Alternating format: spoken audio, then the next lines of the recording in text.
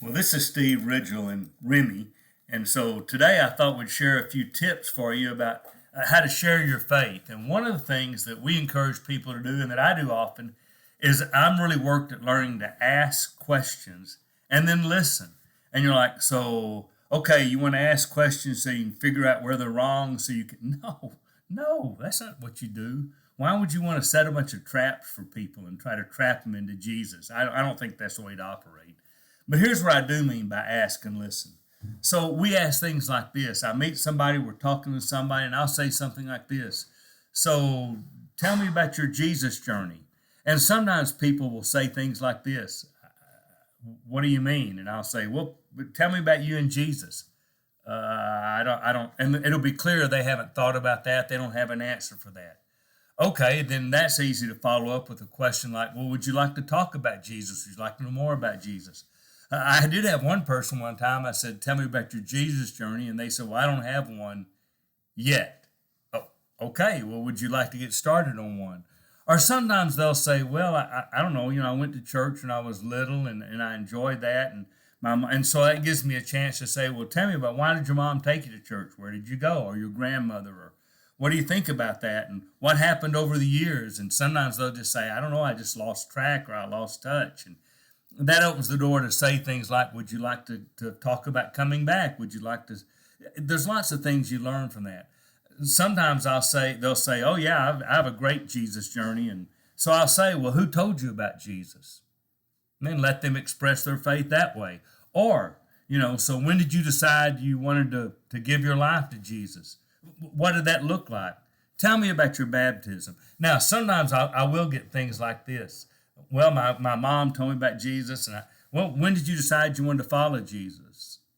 I just kind of, and it's clear they have no clue. They really never maybe made any kind of decision.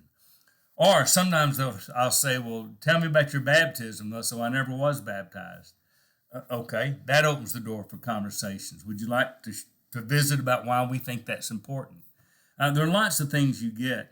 And sometimes they'll express things like this. Well, I'll tell you about my Jesus journey. I quit it when Brother Smith, I thought he really cared about our family, and we had hard times, and he didn't even call. Or he charged us extra for. Or, when our preacher took all the contribution and ran off in a Lamborghini to Alaska, and I don't know what, maybe they've got church hurt that's legitimate. And so that gives you a chance to talk about the difference between one person's sin or Christians mess up and repent, or, yep, that shouldn't have happened, that was wrong, and God will take care of that. It opens those kind of doors. Sometimes you'll find their excuses for not following Jesus. Sometimes you'll find out that they really don't understand what the Jesus life looks like. Maybe you'll even get things like this, and a lot of the people we deal with, they get stuff like this. Well, my Jesus journey started in prison. Or, I kind of lost my faith when I went to jail. Or, I'll say, how's your Jesus journey going now? Well, I don't really have a church home. Okay, what are you looking for? Or, it's the drinking issue.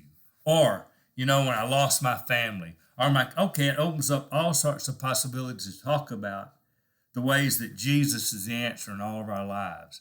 So a lot of my conversations about Jesus, a lot of my helping people come to Jesus or come back to Jesus starts with simple questions like, tell me about your Jesus journey. Tell me about you and Jesus. Did you ever go to church? Those kind of questions open up a lot of doors. So I ask and then I listen. And then sometimes we have to talk more about following Jesus. So try that. Ask and listen.